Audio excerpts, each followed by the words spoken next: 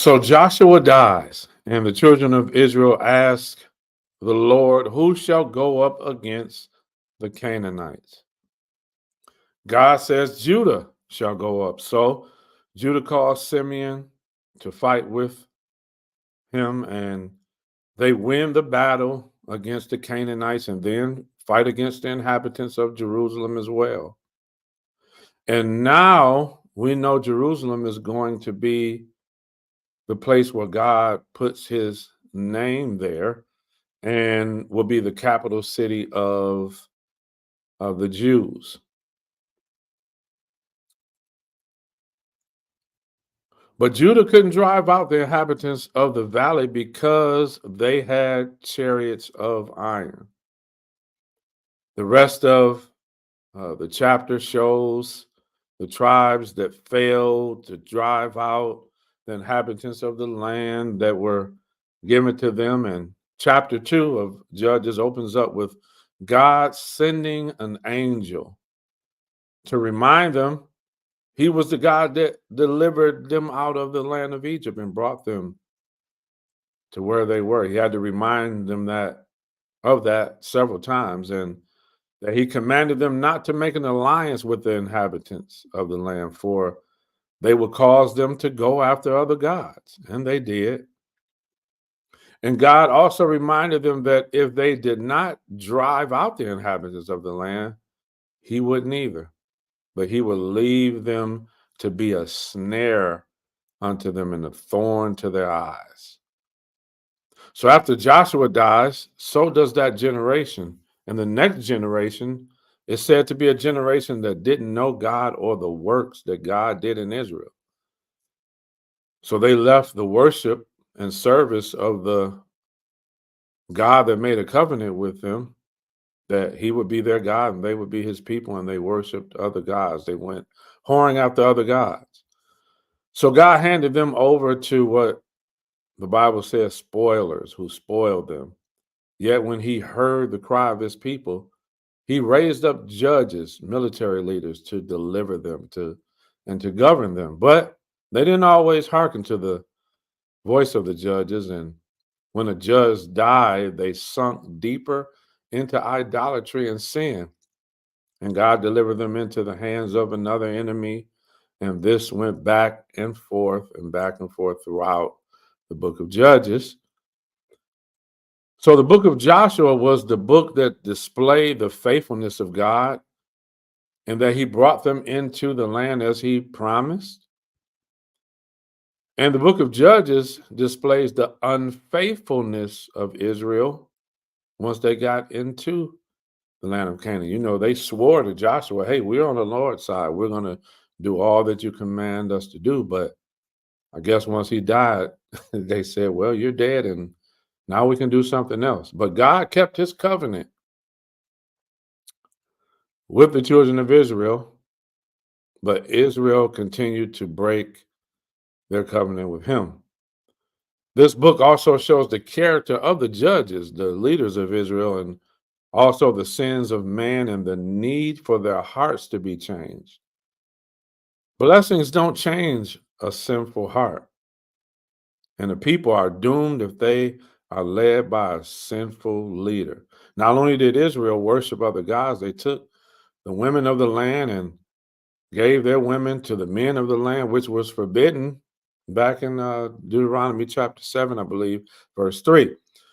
So the first few judges were good. Othniel, Ehud, Shamgar, Deborah, and Barak. Well, Deborah was the judge. Some say Barak was also, but he was definitely the captain of the army at that time. In chapters 4 and 5, we see God calls a woman to judge Israel, to govern Israel, with Barak as the captain of the army. God had given the children of Israel into the hands of Jabin, the king of Canaan in Hazor, because they did evil in the sight of God again after Ehud died. So Barak hesitated to go up against Sisera, the captain of Jabin's army, after God had said, I've delivered him into your hands. So Deborah had to light a fire up under the brother to go out and do what God had called him to do. But Barak says, I'm not going unless you go with me. So Deborah says, okay, I'll go with you, but just know that the fight that you're going to win is not going to be given to you, but it's going to be given into the hands of a woman. So Deborah and Barak defeat Jabin and Sisera. And in chapter 5 of Judges, Deborah and Barak sing a song of victory and give God all the glory, honor, and praise. And the last verse of the chapter says, so let all thine enemies perish, O Lord, but let them that love him be as the sun when he goeth forth in his might.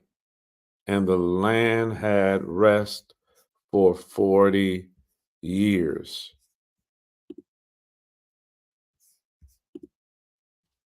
And so we get to chapter 6, and it says, and the children of Israel did evil in the sight of the Lord again, and the Lord delivered them into the hand of Midian 7 years. And the hand of Midian prevailed against Israel. And because of the Midianites, the children of Israel made them the dens which are in the mountains and caves and strongholds to try to barricade themselves in and keep the enemy out. And so it was when Israel had sown in the land that the Midianites came up, and the Amalekites and the children of the east, even they came up against them. So Israel is in trouble now for doing evil in the sight of the Lord. God uses these heathen nations to judge Israel, and they encamped against them and destroyed the increase of the earth. So they sowed, but these nations destroyed their increase.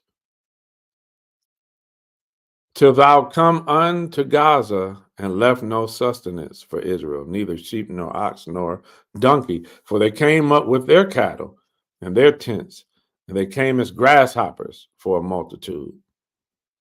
For both they and their camels were without number,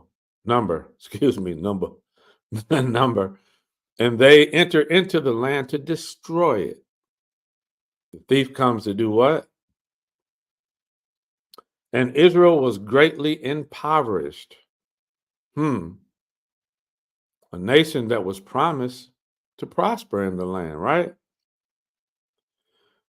Because of the Midianites, and the children of Israel cried out unto the Lord. Now, you know the Lord cannot resist the cry of his children. I don't care how mad you get at your son or your daughter. If you hear them in trouble, you're coming, right? And it came to pass when the children of Israel cried out unto the Lord because of the Midianites. Watch this, y'all. This is the first time that God sends a prophet to them since they've been in the land of Canaan. The Lord sent a prophet unto the children of Israel, which said unto them, watch this, thus said the Lord God of Israel, I brought you up from Egypt and brought you forth out of the house of bondage. He had to remind them of this. Remember where you came from. I told you when you get in the land not to forget where you came from and what I did for you in the past. Don't we do that when we get blessed? Sometimes we forget where we came from. We forget about God. And I delivered you out of the hand of the Egyptians and out of the hand of all that oppressed you, and drave them out from before you, and gave you their land. And I said unto you, I am the Lord your God. Fear not the gods of the Amorites, in whose land ye dwell. But ye have not obeyed my voice. And there came an angel of the Lord. So now God has sent a prophet, and now he's sending an angel, a messenger, and sat under an oak, which was in Oprah.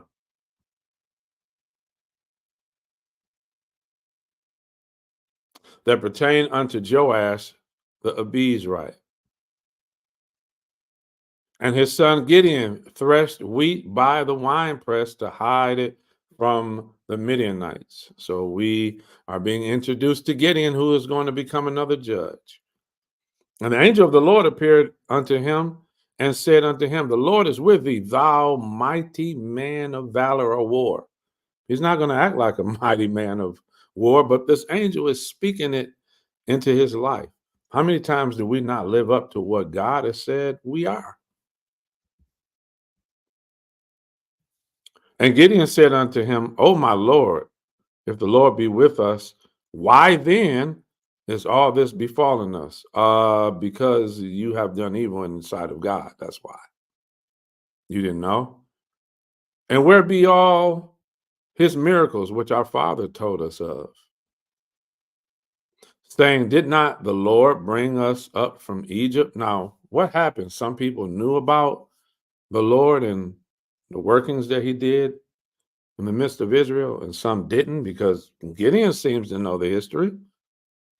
But now the Lord hath forsaken us and delivered us into the hands of the Midianites. Well, maybe you didn't read the part where if you don't keep my law, I promise you that I was going to do this type of thing. And the Lord looked upon him and said, go in this thy might. I'm not trying to hear what you're saying right now. And thou shalt save Israel, deliver Israel from the hand of the Midianites. Have I not sent thee? When I send you, I'm guaranteeing the victory. So let's not go back and forth. Just do what I asked you to do. And he said unto him, O my Lord, wherewith shall I save Israel? So now you're not even listening to what God has said to you by way of angel. Notice the prophet came, the angel came. And the Lord is speaking to him directly. What else is it going to take for you to hear, my brother? Behold, my family is poor in Manasseh. So you can tell right then that in those days, they didn't have much respect for the poor. Didn't treat the poor fairly. That's why when we get to the New Testament, especially in Matthew chapter 5, Jesus said, my Father knows what you all have been doing to the poor, but theirs is the kingdom.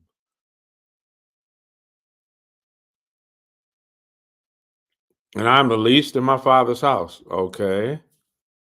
But now God has called you. And the Lord said unto him, surely I will be with thee, and thou shalt smite the Midianites as one man. All right. And he said unto him, if now I have found grace in thy sight, then show me a sign that thou talkest with me. So now he needs a sign, like, I hear you, but show me. Depart not thence, I pray thee, until I come unto thee and bring forth my present and set it before thee. And he said, I will tarry until thou come again. And Gideon went in and made ready a kid, a young goat, and unleavened cakes of an ephah of flour. The flesh he put in a basket, and he put the broth in a pot and brought it out unto him under the oak and presented it. And the angel of God said unto him, take the flesh and the unleavened cakes and lay them upon this rock and pour out the broth. And he did so. Watch this. Then the angel of the Lord put forth the end of the staff that was in his hand and touched the flesh and the unleavened cakes, and there arose a fire out of the rock and consumed the flesh and the unleavened cakes. Then the angel of the Lord departed out of his sight. And when Gideon perceived that he was an angel of the Lord, Gideon said, alas, O Lord God, because I have seen an angel of the Lord face to face. And the Lord said unto him, peace be unto thee, fear not, thou shalt not die. I'm going to keep you in the war. You're not going to die in the war. Then Gideon built an altar there unto the Lord and called it Jehovah Shalom, the Lord of peace, the God of peace, Yahweh. Unto this day it is yet in Ophrah of the Abiezrites. And it came to pass the same night that the Lord said unto him, take thy father's young bullock, even the second bullock of 7 years old, and throw down the altar of Baal that thy father hath, and cut down the grove that is by it. Ooh, wait a minute, Lord. You want me to cut down the altar that my daddy built and destroy all the trees around it? And build an altar unto the Lord thy God upon the top of this rock in the ordered place, and take the second bullock and offer a burnt sacrifice on the wood of the grove which thou shalt cut down. So we know a burnt sacrifice is to totally burn the animal, right? Then Gideon took 10 men of his servants and did as the Lord had said unto him. And so it was, because he feared his father's household. He like, yeah, I'm gonna have to do this on the DL. And the men of the city, that he could not do it by day, that he did it by night. So he had to sneak and do this. And when the men of the city arose early in the morning, behold, the altar of Baal was cast down, and the grove was cut down that was by it, and the second bullock was offered upon the altar that was built. And now you can see what the prophets talk about when they talk about trees and setting them up as idols, as gods. Okay? We argue about the Christmas tree, but we symbolize idolatry with, oh, the gifts that you buy and the lights that you put on, whatever. But these people worshiped idols as real gods that they worshiped, that they sacrificed to. You know, it's not for us to symbolically say these other things that we idolize in comparison to the Christmas tree. It's not the same. I don't know anybody who literally says that a Christmas tree is their God and they worship it. Okay? So let's not play with that. Let's stop taking things out of the Bible and personalize it to make it fit our convictions. Okay?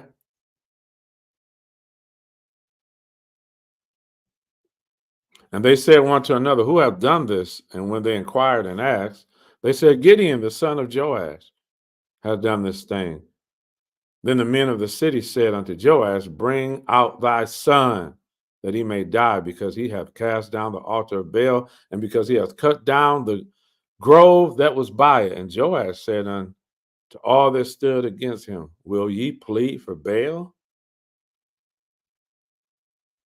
So you're willing to kill my son over a false god, pagan god, huh? Will ye save him? That he that will plead for him, let him be put to death whilst it is yet morning. If he be a god, let him plead for himself, because one have cast down his altar. In other words, does your God not hear? Does your God not speak? Does your God not have power? My God would do something about this on his own, right? Therefore, on that day, he called him Zerubbabel.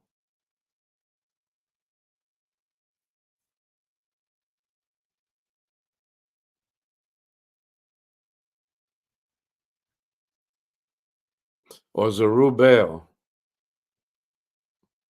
That pronunciation there, I'm still working with that. But you notice the end of the name has a bell on it. Zerubbabel. Remember back in the day, the old school preachers used to say Zerubbabel. I don't believe it's pronounced that way. It's Zerubbabel with Bel on the end, because he says, saying, let Baal plead against him, because he hath thrown down his altar. So he renamed, gave him a name that fits the situation with this god Baal. Then the Midianites and the Amalekites and the children of the east were gathered together and went over and pitched in the valley of Jezreel. But the Spirit of the Lord came upon Gideon. Notice the Spirit was in some, the Spirit came upon some. The Spirit was with some temporarily for what God was calling them to do. And he blew a trumpet. And Abiezer was gathered after him, or Bezer was gathered after him. And he sent messengers throughout all Manasseh, who also gathered after him. And he sent messengers unto Asher and unto Zebulun and unto Naphtali, and they came up to meet him. And Gideon said unto God, if thou wilt save Israel by my hand, as thou hast said, behold, I will put a fleece of wool in the floor, and if the dew be on the fleece only, and it be dry upon the earth beside, then shall I know that thou wilt save Israel by my hand, as thou hast said. So he wants to see another sign. So this brother is not a man of faith, as we can see. He needs a sign. And remember, Jesus said, a wicked and perverse generation seeks after a sign. And it was so, for he rose up early on the morning and thrust the fleece together and wringed the dew out of the fleece, a bowl full of water. And Gideon said unto God, let not thy anger be hot against me. I will speak but this once. Let me prove, I pray thee, but this once with the fleece. Let it now be dry upon the fleece. So he just not going to believe God. He has to keep seeing a sign after sign after sign. And upon the ground, let there be dew. So he's like, flip it around. And God did so that night. But it was dry upon the fleece, and now it's dew on the ground. God is trying to deliver Israel while Gideon wants to play around. But put yourself in that position, my brothers and sisters. During that time, would you be so courageous, knowing how vicious these nations were? Some of us can't even deal with our boss on the job, but we look at men like this and say, oh, you're not a man of faith. What would you do? Then Zerubbabel, who is Gideon, and all the people that were with him rose up early and pitched beside the well of Harod, so that the host of the Midianites were on the north side of them, but the hill of Moreh in the valley. And the Lord said unto Gideon, the people that are with thee are too many for me to give the Midianites unto their hands, lest Israel vaunt themselves against me, saying, my own hand hath saved me. So because they had many, they would not give the glory to God, but praise themselves. And so God says, I'm going to reduce your army. And so we won't read all of this here, but we know that the Lord reduced his troops to 300 people. And verse 7 says, and the Lord said unto Gideon, by 300 men that lappeth will I save you and deliver the Midianites into thine hand, and let all the other people go every man unto his place. So he had ruled out some scared people. He said, anybody who's afraid, go home. And then some people left. Then he said, those who, get down and so let's go back and look at that real quick.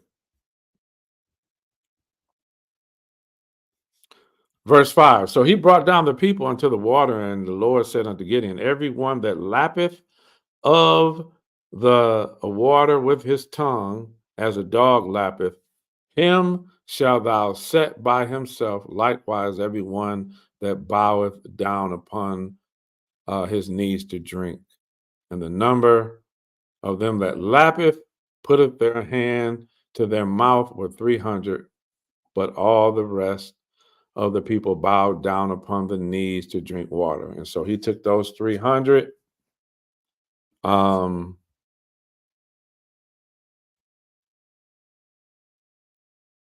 put their hands to their mouth. Okay. And so let's go down to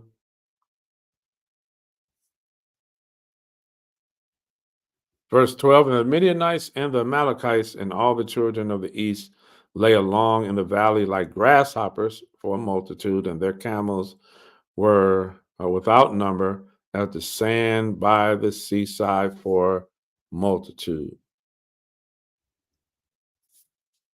And when Gideon was come, behold, there was a man that told a dream unto his fellow and said, behold, I dreamed a dream, and lo, a cake of barley bread tumbled into the host of Midian and came unto a tent and smote it that it fell and overturned it that the tent lay along. And his fellow answered and said, this is nothing else save the sword of Gideon, the son of Joash, a man of Israel.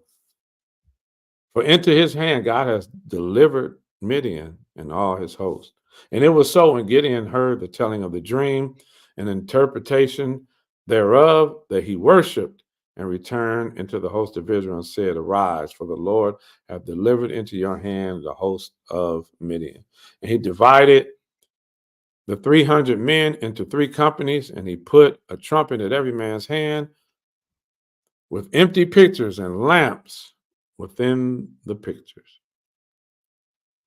And he said unto them, look on me and do likewise. And behold, when I come to the outside of the camp, it shall be that as I do, so shall ye do.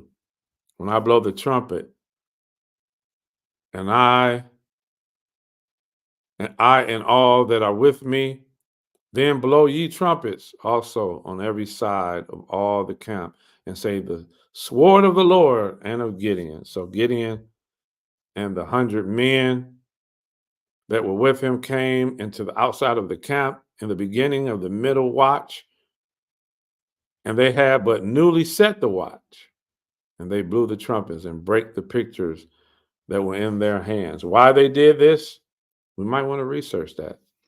And the 3 companies blew the trumpets and brake the pictures and held the lamps in their left hands and the trumpets in their right hands to blow withal. And they cried, the sword of the Lord and of Gideon.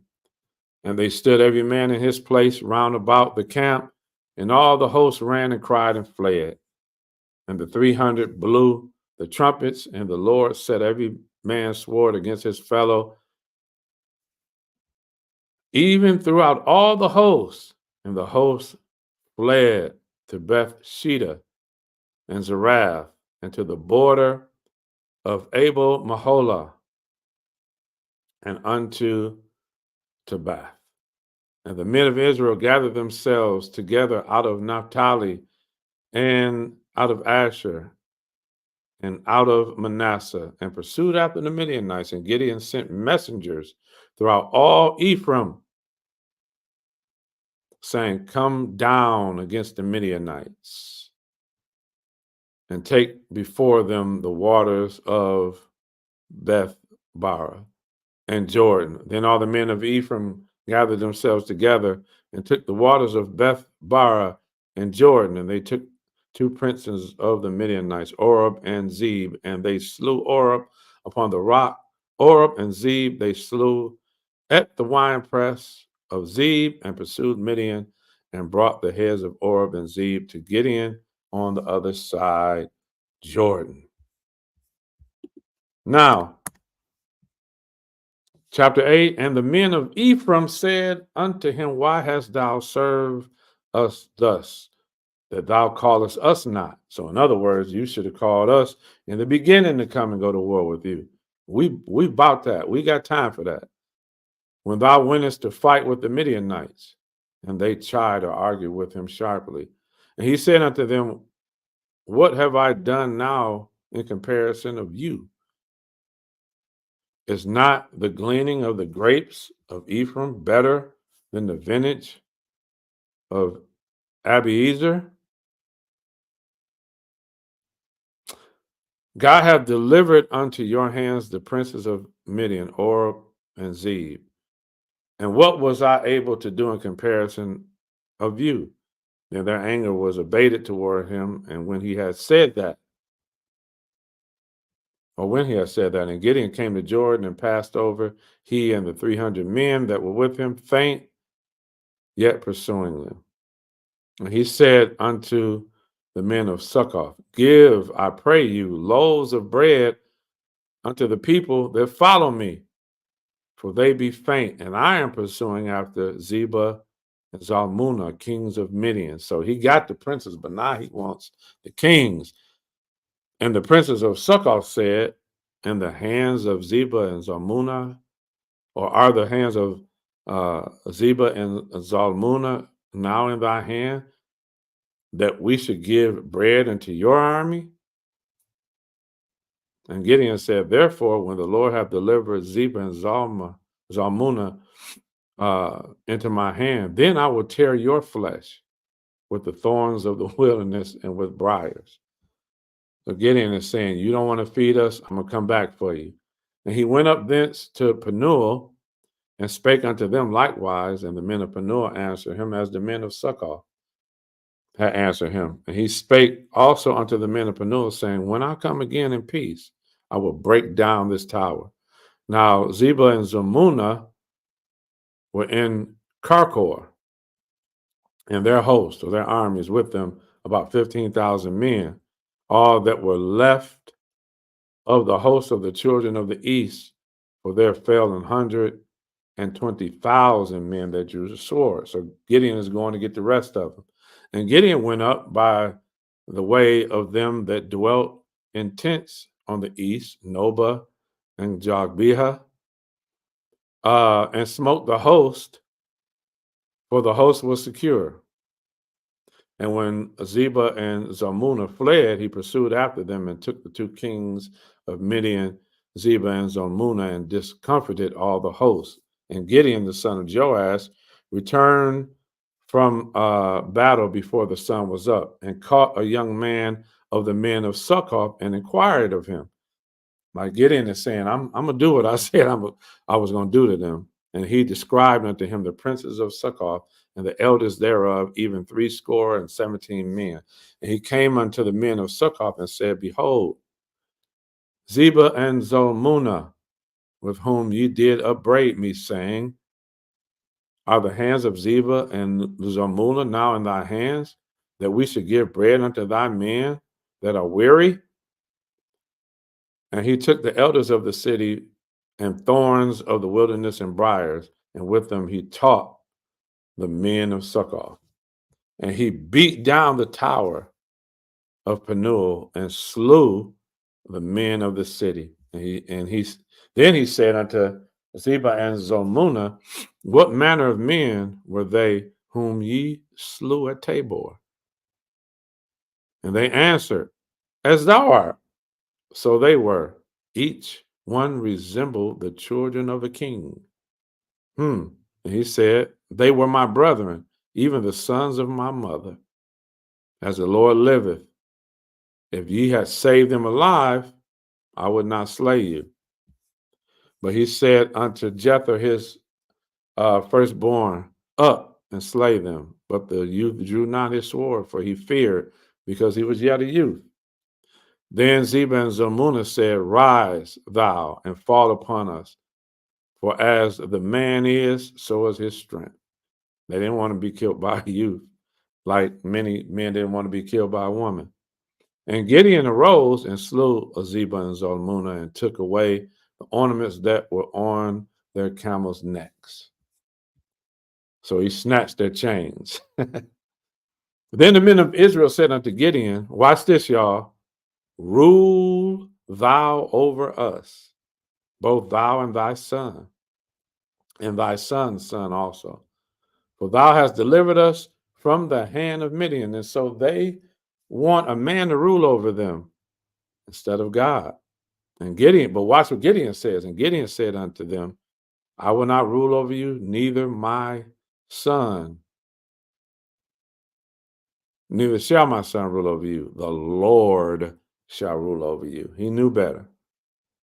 And Gideon said unto them, I would desire a request of you, that you will give me every man the earrings of his prey. Now, Gideon done did good so far, for they had gold earrings because they were Ishmaelites.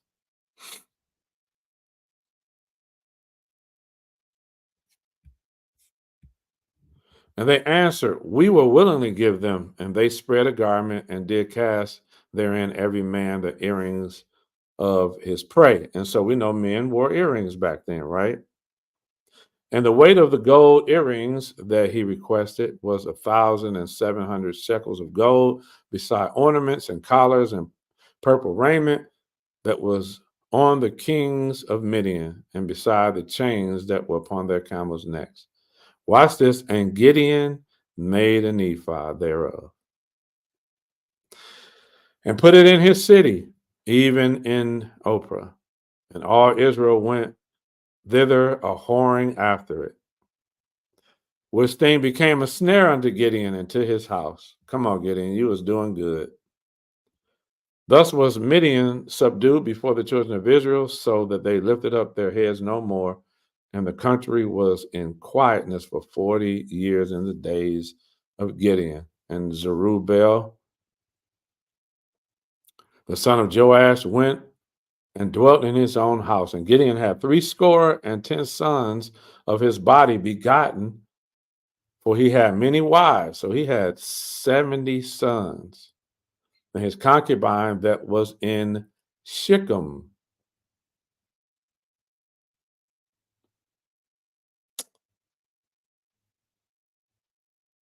she also bare him a son whose name he called Abimelech. So now we're introduced to Abimelech.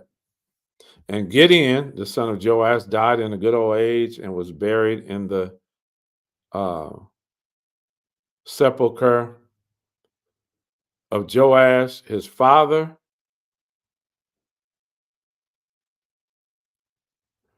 in Ophrah of the Abiezrites. And it came to pass, as soon as Gideon was dead, that the children of Israel turned again and went a whoring after Balaam and made Baal Berith their God. So every time a leader died, as I said earlier, they fell into sin. And the children of Israel remembered not the Lord their God, who had delivered them out of the hands of all their enemies on every side, neither showed they kindness unto the house of Zerubbabel, namely Gideon, according to all the goodness which he has showed unto Israel. Now, how in the world are you going to not show kindness to the house or descendants of the man who delivered you out of the hand of your enemy? Man, Israel was something else, man. They were evil. Their hearts were evil. Their hearts were hard. Chapter 9, and Abimelech, the son of Zerubbabel, went to Shechem unto his mother's brethren and communed with them or conversated with them and with all the family of the house of his mother's father, saying, watch this guy, y'all. Speak, I pray you, in the ears of all the men of Shechem. Many Israelites were in Shechem, okay? Although the ark and the tabernacle was in Shiloh. Which is better for you? Either that all the sons of Zerubbabel, which are 70 persons, 70 people, reign over you. So why let all of my brothers reign over you? Or that one reign over you, which is me, Abimelech. Remember also that I am your bone and your flesh. Okay? And his mother's brethren spake of him in the ears of all the men of Shechem, all these words, and their hearts inclined to follow Abimelech, for they said, he is our brother. And they gave him 70 pieces of silver out of the house of Baal-berith, wherewith Abimelech hired vain and light persons which follow him. So he hired some people to follow him. It's bad when you got to hire people to follow you. He went unto his father's house at Ophrah and slew his brethren, the sons of Jerubbaal. Wow.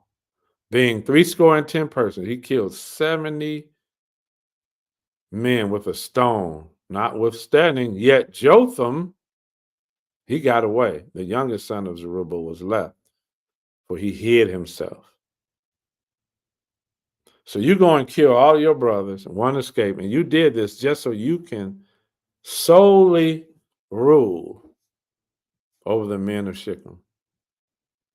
And all the men of Shechem gathered together in all the house of Milo and went and made Abimelech king. Now, he wasn't king over all of Israel. He was king over the men of Shechem by the plain of the pillar that was in Shechem. Not all of Israel was there. Not to my knowledge so far in the scriptures. All of the men of tribes of Israel were still in their different places in their lots that were given to them.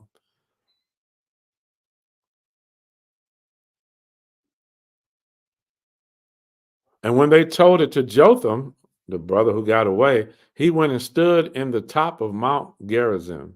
Remember, I believe it was Mount Gerizim and Mount Abiram, I believe it was, where the blessing and curse was spoke. And he lifted up his voice and cried and said unto them, hearken unto me, ye men of Shechem, that God may hearken unto you. The trees went forth. Now, this is talking about Israel. Israel is called the trees. Went forth on a time to anoint a king over them. And they said unto the olive tree, reign over us. But the olive tree said unto them, should I leave my fatness wherewith by me they honor God and man and go and be promoted over the trees? And the tree said to the fig tree, come thou and reign over us. So now they went to an olive tree and a fig tree. But the fig tree said unto them, should I forsake my sweetness, my good fruit, and go be promoted over the trees? So they're constantly looking for a king, but these men like Gideon refuses, right? Gideon said, no. God is going to rule over you. Then the trees unto a vine, come thou and reign over us. And the vine said unto them, should I leave my wine, which cheereth God and man, and go and be promoted over the trees? So Israel is going to men to promote them as king over them, but these men are saying, no, I'm good where I am, being who I am and doing what I'm doing. I don't want to be promoted over Israel, to be king over Israel, when God is the king of Israel. I'm going to stay in my place. As a matter of fact, I enjoy being in my place. Shall I leave where God has me to go and be somewhere where I shouldn't be?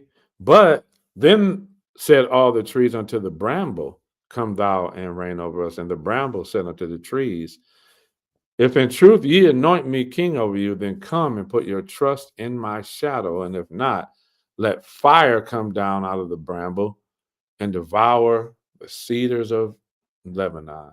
Now, therefore, if ye have done truly and sincerely, and that ye have made Abimelech king, and if ye have dealt with the house of the Zerubbabel, dealt well with the house of Zerubbabel, and have done unto him according to the deserving of his hands.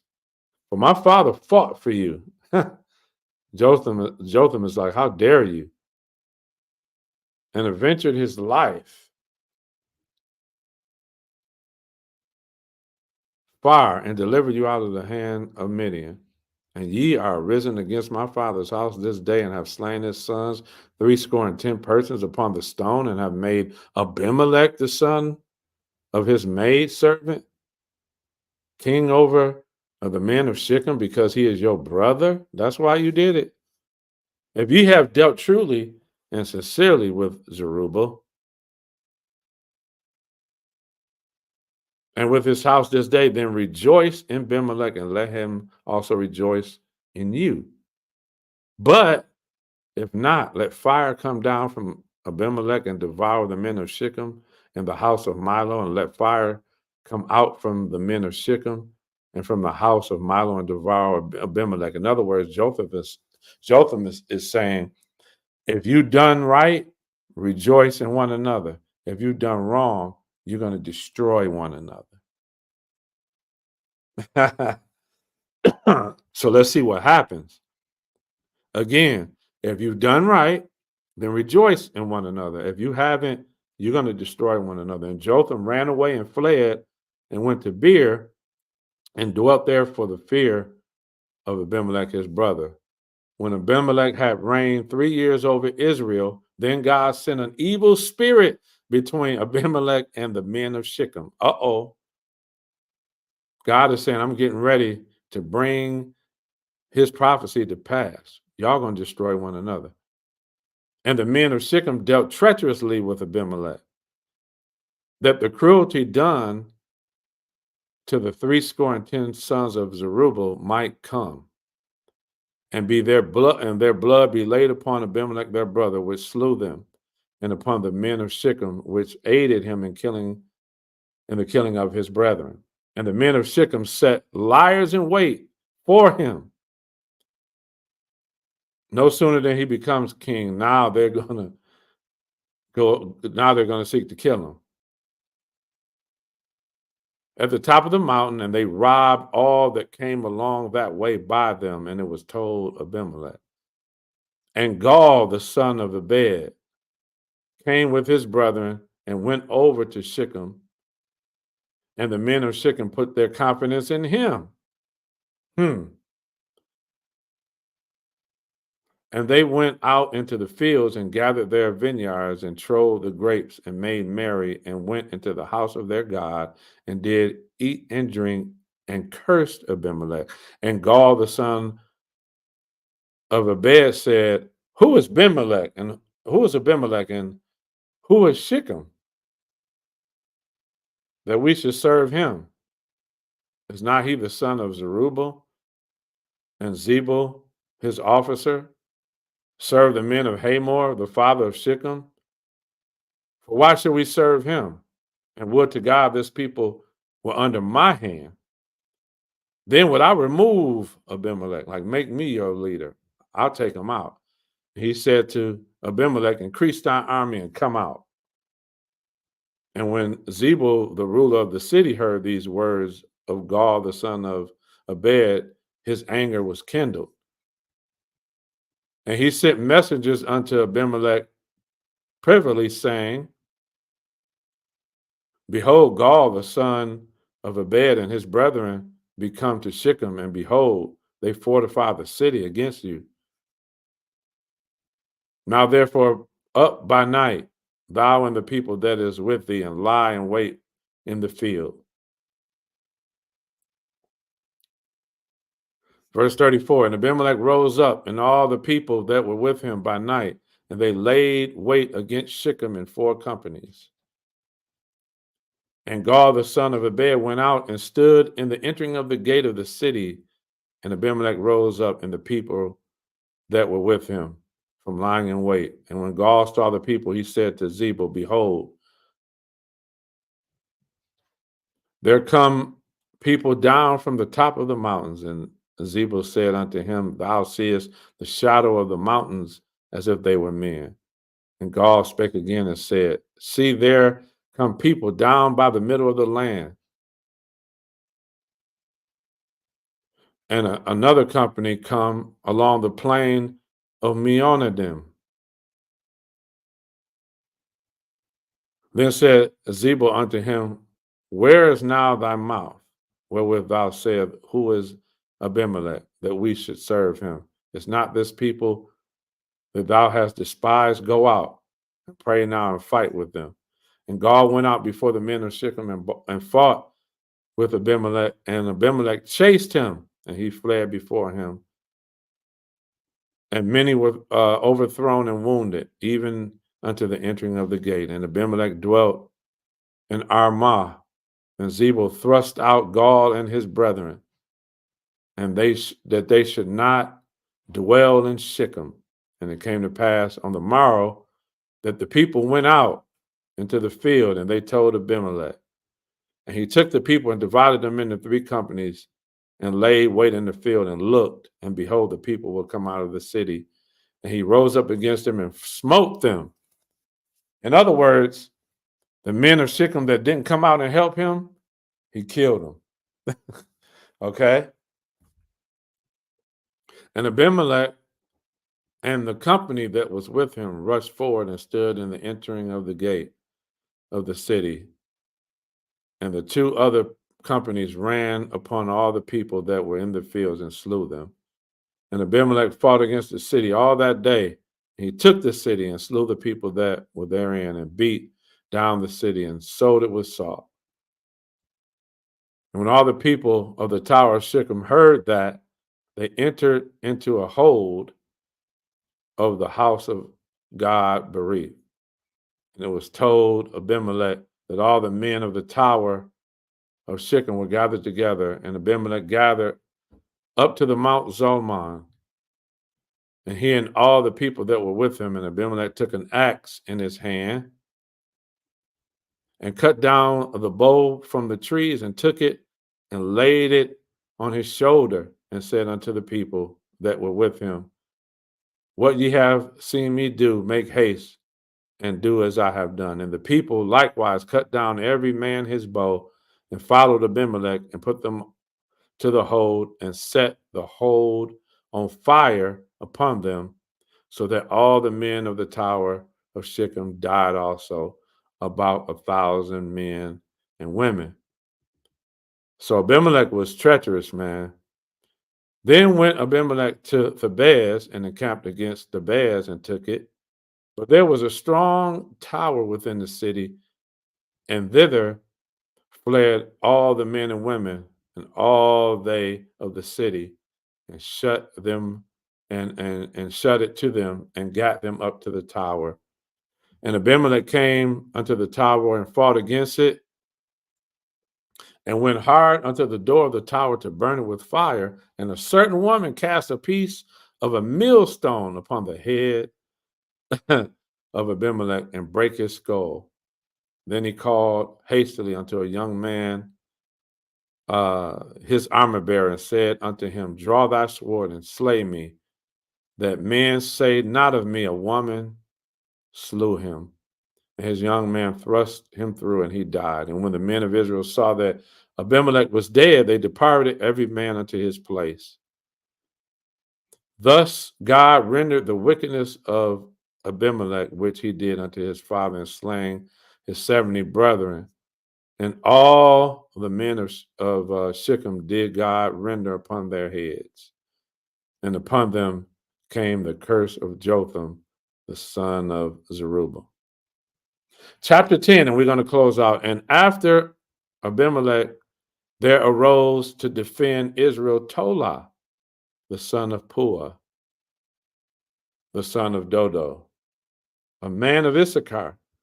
He dwelt in Shamir in the Mount Ephraim. And he judged Israel 23 years, and died, and was buried in Shamir. After him arose Jair, a Gileadite, and judged Israel 22 years. Verse 6, and the children of Israel did evil in the sight of the Lord, and served Balaam and Ashtaroth, and the gods of Syria, and the gods of Zidon, and the gods of Moab, and the gods of the children of Ammon, and the gods of the Philistines, and forsook the Lord, and served not him. So now they've just gone wild, and they're serving all kind of gods from all types of people. And the anger of the Lord was hot against Israel, and he sold them into the hands of the Philistines and into the hands of the children of Ammon.